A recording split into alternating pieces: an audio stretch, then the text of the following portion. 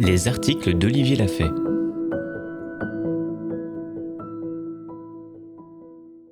Sortir de la caverne, c'est crevant. Du 8 mars 2017. Construction du couple, relations gratifiantes et changement de type 2. Avons-nous le même objectif dans un couple ? Avons-nous un territoire commun, pensé, construit, à deux, en conscience ? En fait, souvent, à part vouloir être ensemble, la relation n'a jamais été bien définie, pensée. On se met ensemble, sous la pression de la société et de nos hormones, puis le contrôle nous échappe, comme pour tout le reste.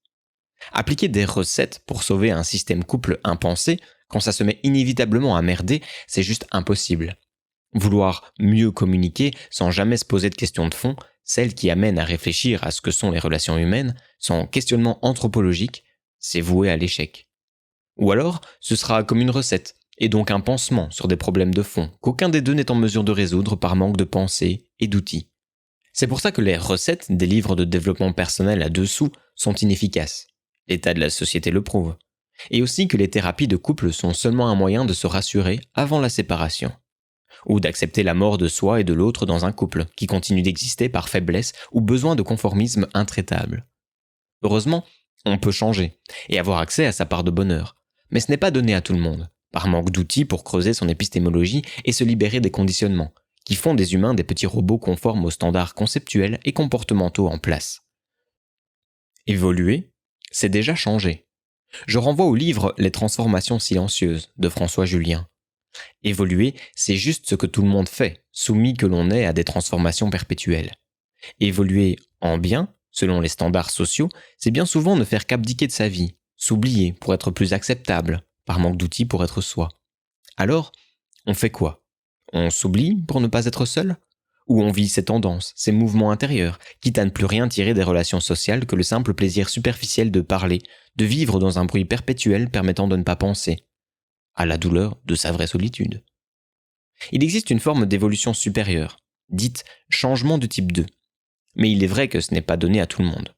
Pour cela, il faut être apte à creuser ses propres croyances, celles de la société, des autres, et à modifier ensuite son regard sur les relations.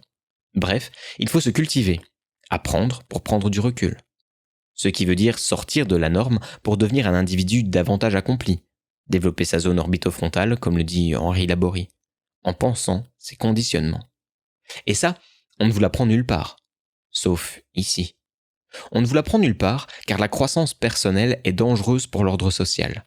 Les gens vraiment épanouis n'acceptent plus le système hiérarchique tel qu'il nous est imposé. Ou on ne peut vraiment s'épanouir que si l'on remet en question les échelles de dominance.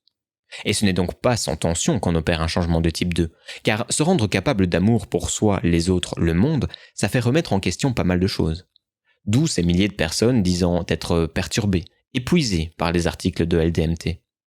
Obtenir ce qu'on veut le plus, l'amour, la reconnaissance, ça passe par l'obligation de sortir de la caverne, de Platon, afin d'échapper à un système social qui veut se perpétuer, maintenir les échelles de dominance, certes, mais qui ne veut en aucun cas votre bien.